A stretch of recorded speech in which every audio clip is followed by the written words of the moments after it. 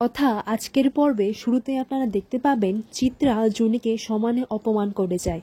জুনিকে যা নয় তাই বলে যাচ্ছে। বলে, মা তুমি কিন্তু জুনিকে এভাবে অপমান করতে পারো না, তোমার কিন্তু এরকম কোনো রাইটস নেই। জুনি কাঁদতে কাঁদতে বলে, আমি মরে গেলে ভালো হতো, তোরা কেন আমাকে আটকালি। হ্যাঁ, জুনিকে জড়িয়ে ধরে, তুই এই সমস্ত কি বলছিস জুনি, এরকম উল্টোপাল্টা কথা একদম ভাববি না, দেখবি সব ঠিক হয়ে যাবে, একটু সময় লাগবে। এরপর ঠাম্মি আর বাড়ির বাকিরা বলে, বিয়েটা যখন হয়ে গেছে তাহলে ওকে বরণটাই সেরে নি। আর ও তো কতক্ষণ ধরে বাইরে দাঁড়িয়ে আছে, বাড়ির বউকে এভাবে বাইরে দাঁড় করিয়ে রাখতে নেই। এমন সময় চিত্রা মনে মনে এটাই ভাবতে লাগে, এই কথা আর জুনিকে আমি এই বাড়ি থেকে বের করেই ছাড়বো, যে করে হোক আমি জুনিকে এই বাড়ির বউ হতে দেব না, আমাকে কিছু একটা করতে হবে। চিত্রা জুনিকে একটা গুন্ডার বউ আর ডিভোর্সি মেয়ে বলে অসম্মান করে। অন্যদিকে দেখা যায় যে চিত্রা সেখান থেকে চলে যায় এবং রান্নাঘরে গিয়ে একটি জলের ড্রামের মধ্যে উজালা মিশিয়ে দেয়। চিত্রা বলে, এটা তো দেখতে কেরোসিনের মতোই হবে, আর সবাই ভাববে যে আমি সুইসাইড করতে যাচ্ছি। দিকে কথা জুনিকে আশ্বাস দেয়, তুই চিন্তা করিস না, আমার উপর একটু ভরসা রাখ, আমি সব ঠিক করে দেব। এরপর এভি জুনিকে বলে, তুমি এই সমস্ত কিছু ভাববে না, তুমি আমার উপর একটু ভরসা রাখো, আমি তো আছি। এরপর যখন সবাই বরণের কথাটা বলে তখন চিত্রা এসে বলে, এই মেয়ে যদি এই বাড়িতে পাও রেখেছে তাহলে আমি নিজেকে শেষ করে দেব, এই বেঁচে থাকতে জুনি এই বাড়ির বউ হতে পারবে না। এরপর সবার সামনে চিত্রা সেই জলটা নিজের গায়ে ঢালতে লাগে, আর তখনই সেই মুহূর্তে গিয়ে সবাই চিত্রাকে বাধা দেয়। তখন কথা বলে, মেজমা তুমি এই আগুন নিয়ে খেলা করবে না, তুমি এইসব কি করছো, বলছি তো সবটা ঠিক হয়ে যাবে। এরপর চিত্রা বলে, আমি কি করে নিজেকে সামলাবো, আমার একমাত্র হীরের টুকরো ছেলে অঙ্কিতের নাকি বিয়ে হয়েছে এই জুনির সাথে, যে কিনা একটা ডিভোর্সি। এটা বলে সবার সামনে জোর গলায় কাঁদতে লাগে। এরপর কথার হাতে সেই জলের ড্রামটা নিয়ে দেখে যে এর মধ্যে তো কেরোসিনের গন্ধই করছে না, তাহলে কি মেজমা এটা জলের মধ্যে কিছু মিশিয়েছে, এটা কি সাধারণ জল।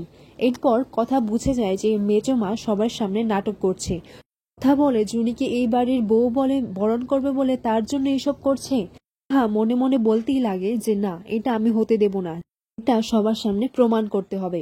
এরপর কথা মেজমাকে বলে, মেজমা তোমার যদি মনে হয় এই সমস্ত কিছু আমার জন্য হয়েছে, তাহলে যদি কাউকে মরতেই হয় তাহলে সেটা আমি মরবো, আমি নিজেকে শেষ করে দেব।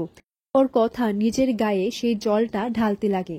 এইদিকে কর্তা দাদু বলে, আচ্ছা রিনু, এইসব কি হচ্ছে এই বাড়িতে, তুমি একটু আটকাও। এরপর কথাকে সবাই ঘেরাও করে আটকাতে লাগে। পর কথা দেশলাই কাঠিটা নিজের আঁচলে ছোঁয়ালে সেই কাঠির আগুনটা নিভে যাচ্ছে। পর এভি কথাকে বলে, তুই কি গোবরগিরি শুরু করেছিস, কথা তুই এরকমটা কেন করছিস, ছাড়।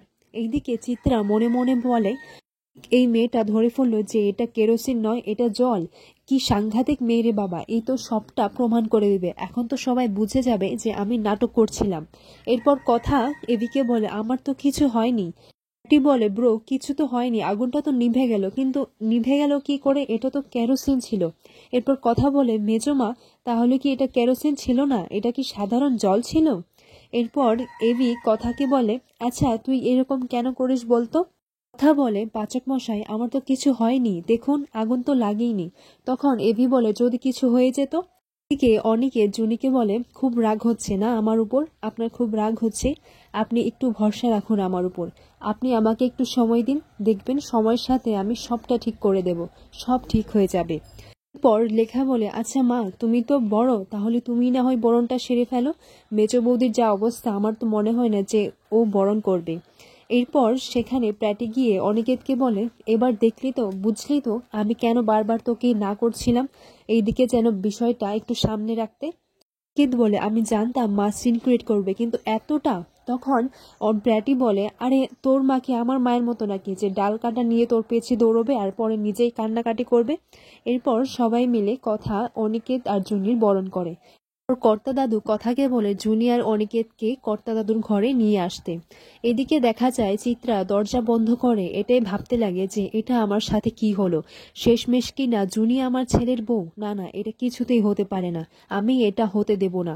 আর কথা যে কিনা আমার শত্রু বোন জুনি, কথা ইচ্ছে করে ওর বোনকে আমার ছেলের গায়ে চাপিয়ে দিয়েছে।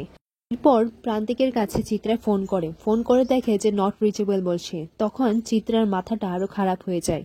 চিত্রা বলে, কথাকে আমি কিছুতেই জিততে দেব না। কথা আর ওই জুনি, এদের দুজনকে আমি শেষ করে দেব।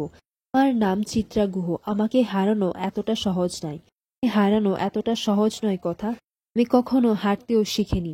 অন্যদিকে দেখা যায় যে পুলিশরা মিলে চলে যায় প্রান্তিকদের বাড়িতে। সেখানে গিয়ে দেখা যায় যে অগ্নির মা তাদেরকে বলছে ছোট বাবু তো বাড়িতে নেই। পুলিশ প্রত্যয়কে বলে উনি তো এখানে নেই। এরপর প্রত্যয় বলে হ্যাঁ জানতাম। একটা কাজ করুন, ওদের বাড়ির সামনে আপনি পুলিশ লাগিয়ে দিন, করে হোক ওকে ধরতেই হবে। অগ্নির মা এটাই ভাবতে লাগে ছোটবাবু আবার কি সবের মধ্যে জড়িয়ে পড়েছেন। এইদিকে অ্যানি আর প্যাটি বলছে, আচ্ছা বিষয়টা সবটা কি করে ঘটে গেল তাই না? একদিকে প্রান্তিক আর অন্যদিকে জুনিয়র দা ভাই।